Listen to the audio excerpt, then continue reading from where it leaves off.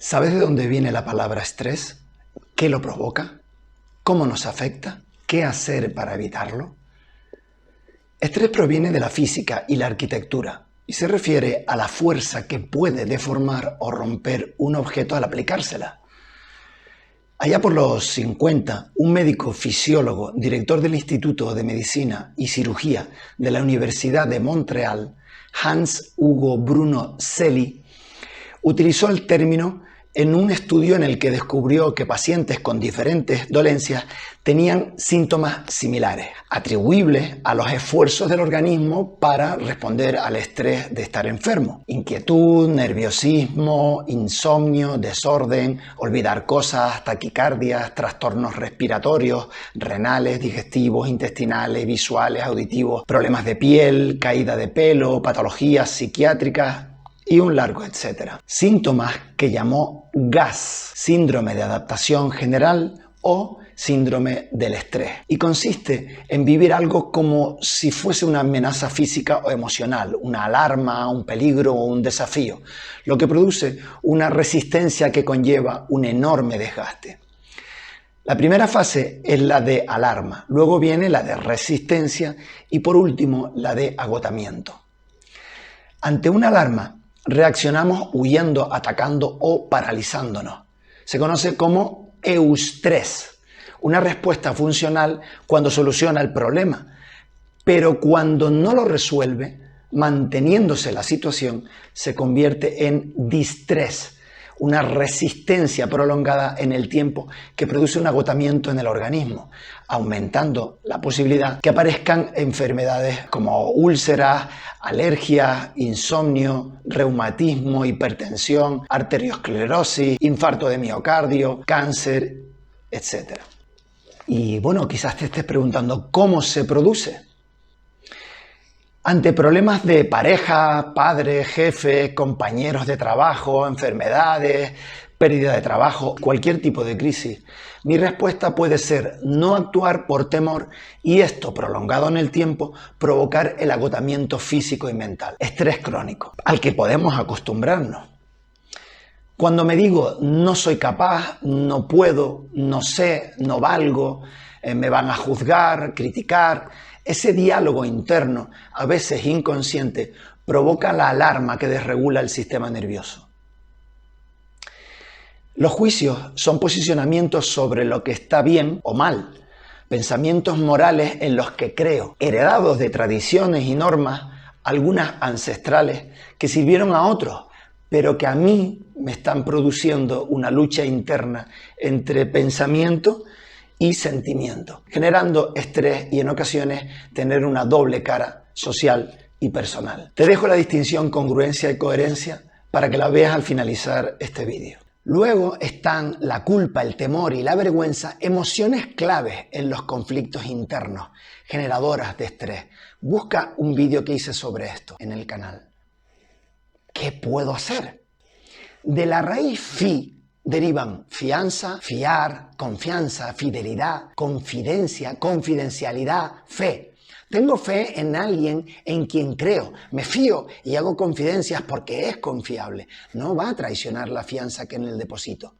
La confianza es la base sobre la que se construye y sustenta cualquier relación. Sin ella no hay ni amistad, ni amor, ni colaboración. Es el valor de los valores y pertenece a los tres tipos de valores: ético, social, económico, pragmático y emocional, evolutivo. Confianza no es seguridad. Yo puedo confiar al 100% en ti y eso no garantizar la seguridad, que no me traiciones o engañes.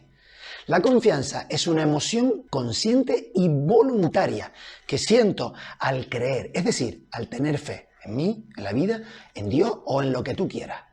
Es una energía que vibra en la alta frecuencia del amor, mientras que la búsqueda de seguridad viene de la baja energía y frecuencia del miedo.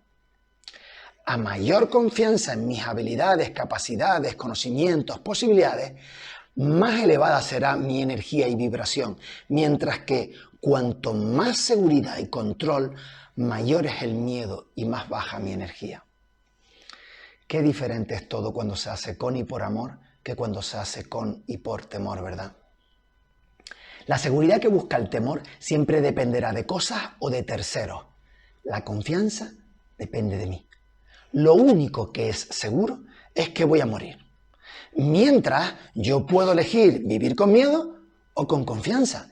Y esta también elijo yo dónde depositarla. Por ejemplo, convivimos con miles de virus.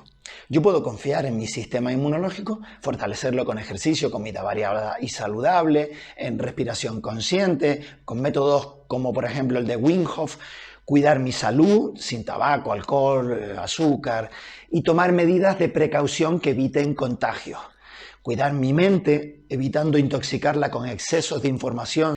Así, la energía y vibración serán mucho más propicias a tener un sistema inmune fuerte y evitar contagios que si desconfío de mi sistema inmunológico, de mis cuidados, mis precauciones, por creer a políticos y sus medios generando terror, lo cual baja mis defensas, dejándome más propenso a posibles contagios y aferrarme a una supuesta seguridad de inyecciones experimentales sin garantías para la salud de quienes se las pongan. Otro ejemplo, el lugar donde vivo. Si confío en mí, menos necesitaré la sensación de seguridad que me pueden dar alarmas, perros, muros, cámaras de vigilancia, seguros de vida, etc. Cosas que me aíslan y me restan libertad. Por esa seguridad, muchos están dispuestos a renunciar a la libertad. ¿Conoce la dialéctica hegeliana? Se crea un problema que genera una reacción de miedo que, mantenido en el tiempo, genera una histeria colectiva que lleva a las masas a suplicar que les quiten las libertades a cambio de una supuesta solución. Y sobre todo, no confundamos posibilidad con probabilidad. ¿Es posible que un avión se caiga? Sí. ¿Es probable? Pues muy improbable. ¿Es posible que me coja un virus? Sí. ¿Es probable? Si tomo las medidas adecuadas, las probabilidades son mínimas. Claro, la posibilidad es sí o no, es decir, un 50%. Pero si vamos a las probabilidades, muchas veces las probabilidades son de un 0, mucho. Incluso cogiéndome una enfermedad, las probabilidades de que muera son mínimas. Cuanto mayor sea mi autoconfianza, menos miedo y estrés tendré. Si contemplo las amenazas como oportunidades, podré encontrar recursos naturales que tengo y que me pueden ayudar, como por ejemplo la amabilidad de la sonrisa, que nos abre las puertas al encuentro, desconectando al sistema simpático, que es el que detecta amenazas y genera distrés, conectando con el parasimpático. Afecto, cordialidad, cariño, cooperación hacen que el cerebro produzca beta-endorfinas, un potente analgésico natural que minimiza los dolores físicos. Cambiar preocupación, que es lo previo a la ocupación, por ocuparme y hacerlo solo de lo que corresponde, no de responsabilidades de otros, y hacerlo con calma, sin prisas ni agobio. Decir no sin temor ni vergüenza. Tener paciencia, vivir el momento presente, no en el futuro ni en el pasado. Evitar el síndrome de adaptación progresiva o lo de la rana hervida. Es decir, si pones una rana en agua hirviendo, esta luchará por huir. Pero si la calientas progresivamente, se irá adaptando. Y cuando quiera huir, ya no tendrá energía, pues la gastó en adaptarse. Cambiar resignación, que como decía Balzac, es un suicidio cotidiano, por aceptación, que como decía Jung, es lo que nos transforma.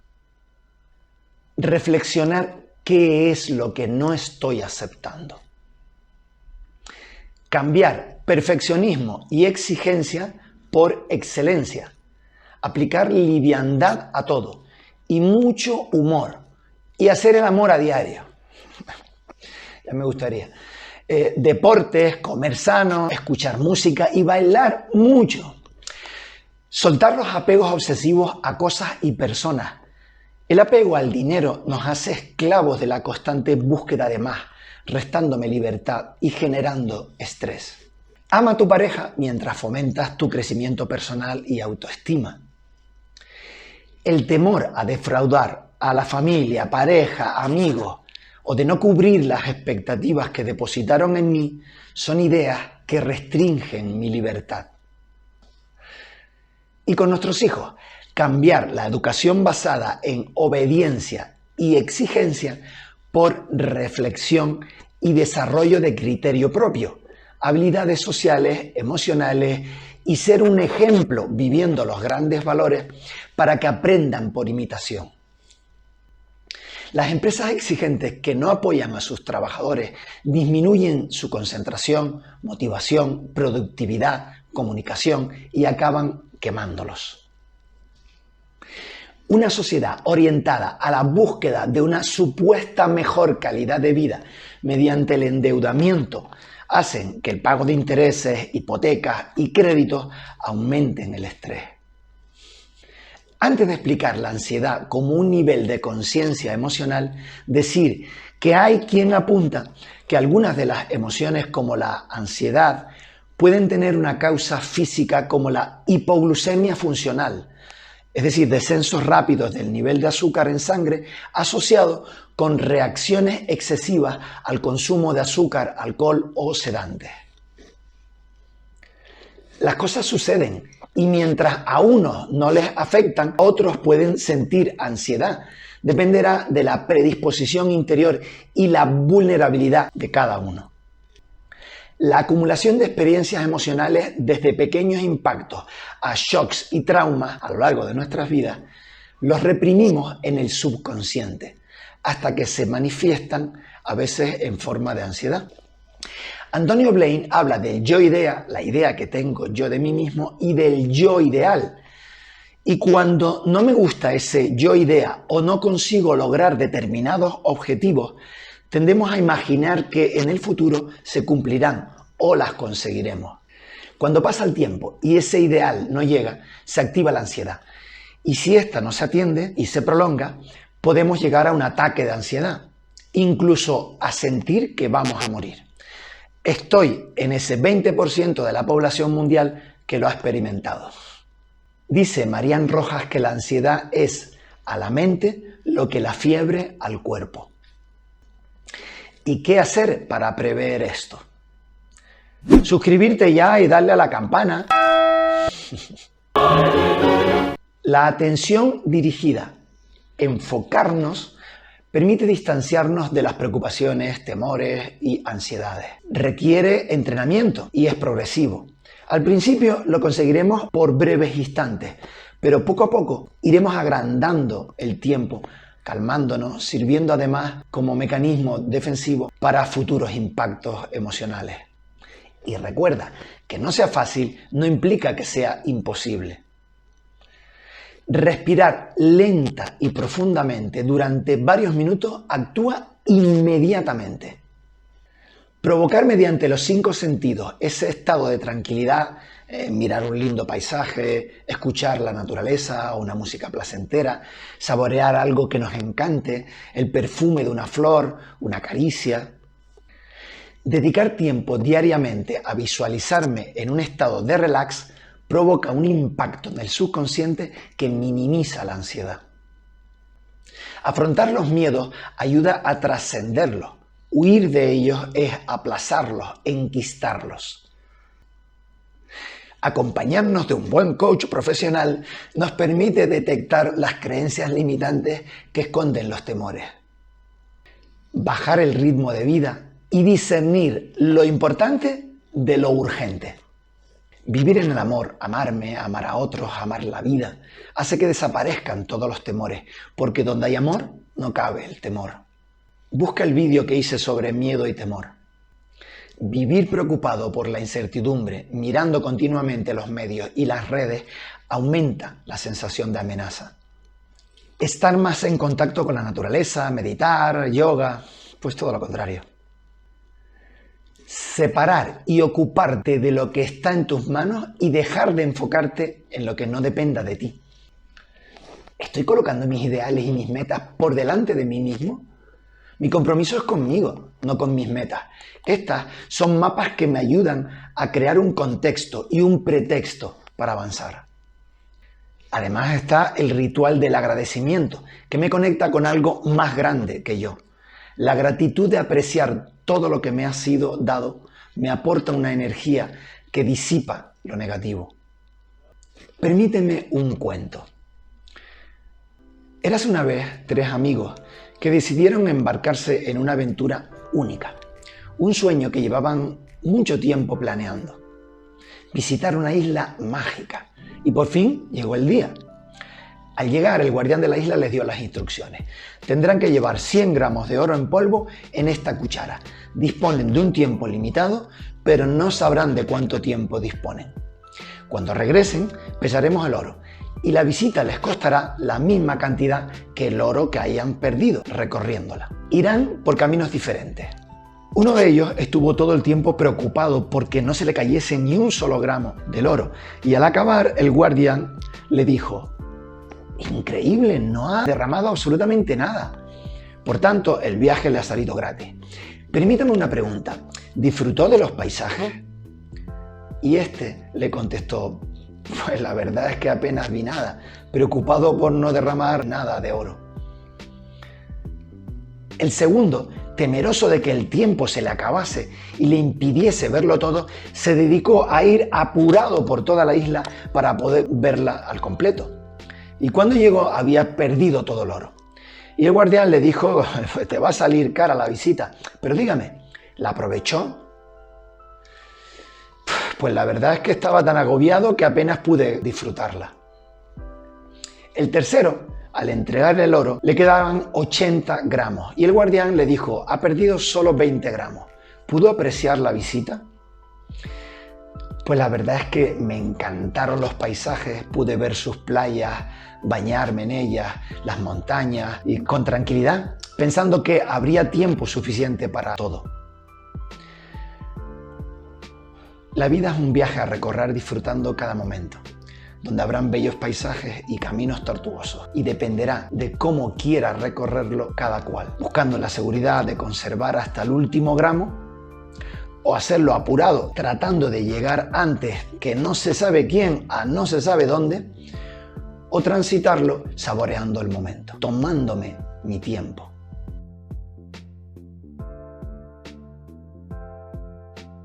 Soy Alejandro Daswani, esto es Viveando Vidas y este vídeo está dedicado a Alicia, que lo pidió. ¿Qué tema te apetecería que desarrolláramos en próximos vídeos?